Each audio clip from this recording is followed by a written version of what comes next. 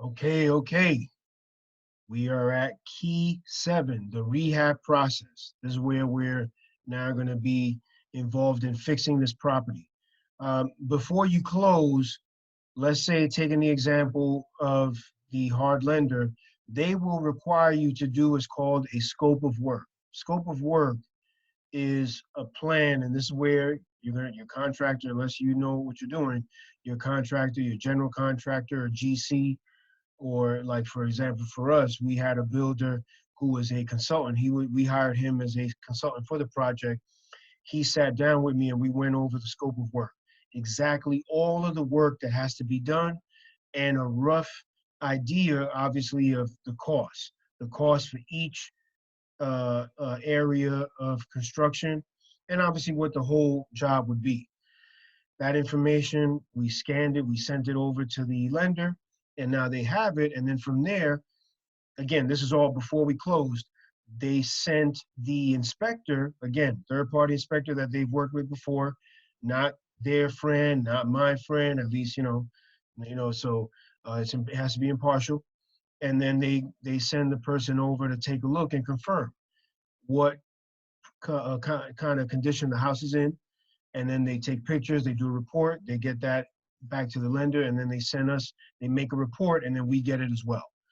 They also send an appraiser, because the inspector is going to see what kind of condition the house is in right now. The appraiser is going to take a look at all the assets. They're going to take a look at the house too. The gentleman came by, took pictures and all that stuff, did measurements. He also takes into account the taxes at the time, what kind of area it's in, what are the property values, what the property is worth right now, and then what it could be worth in the near future once it's repaired. Because the lender needs those numbers. The lender needs that confirmation from these professionals, because let's say if the house is being sold for $150,000, but it needs $100,000 worth of work. And then the after repair value, after it's fixed, let's say it's really only worth 200,000. You know, the price of the house is 140. Let's say 100,000 to fix it, it's 240.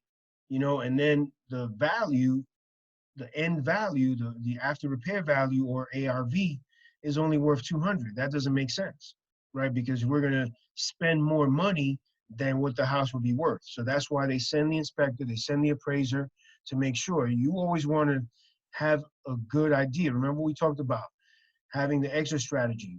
Before you get into these projects and dealing with these houses, you want to know, moving forward, what's your plan going to be?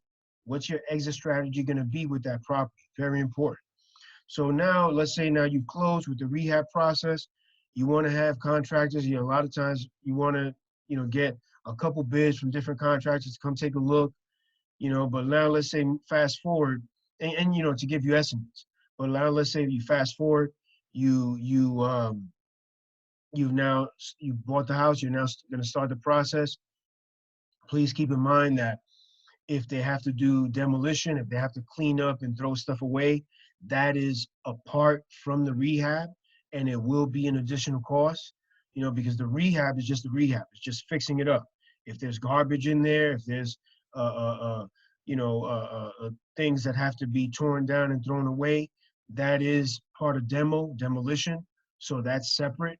Keep that in mind, because it costs, they got to bag that stuff up, put it on a dump truck, take it away, dump it in the yard, and then they charge by the ton. So that is going to be an additional cost. When you're working with contractors, I think it's really important, if you're new, get an experienced person who can help you.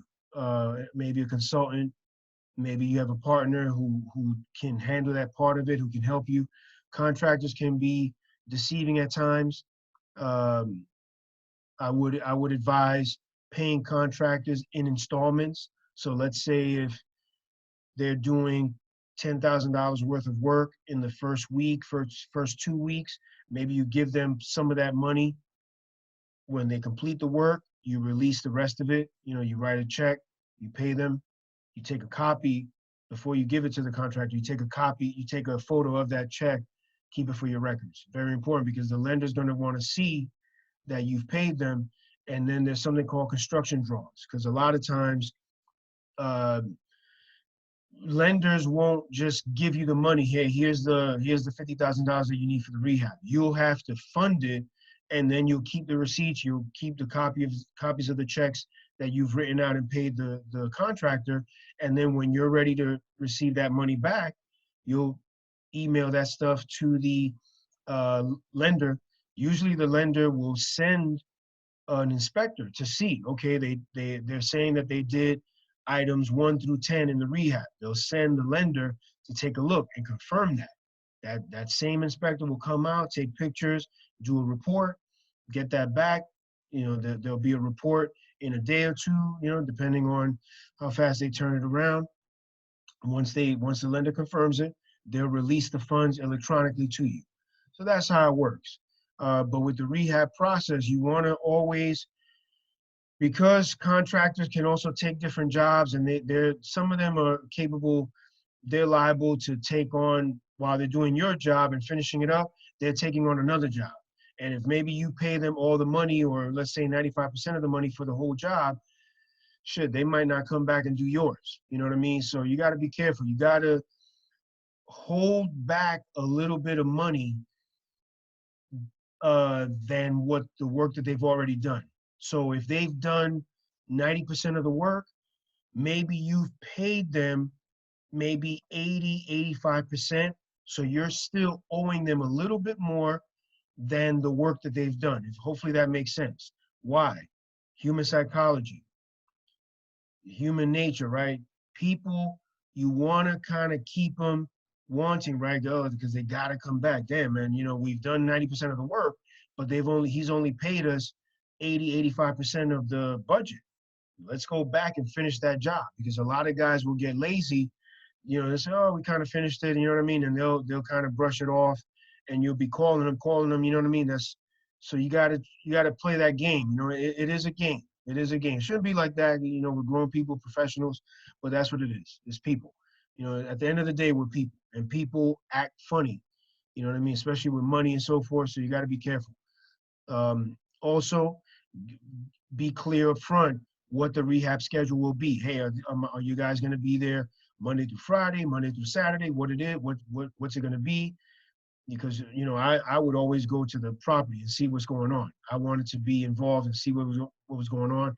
I took on that job as a property manager to make sure, because shit, it's my ass on the line.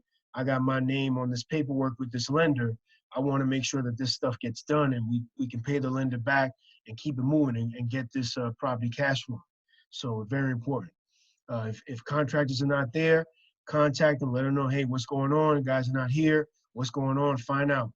Kind of be politely persistent, because you're the one your butt is on the line. You got to get this deal done. Very important. Hopefully that was helpful. Um, I'm trying to keep it brief and not try to overload guys too much with information, but thanks for listening so far. We're getting through it. I appreciate you guys checking this out. We're going to go next video. Key A will be about keeping focus. Thank you.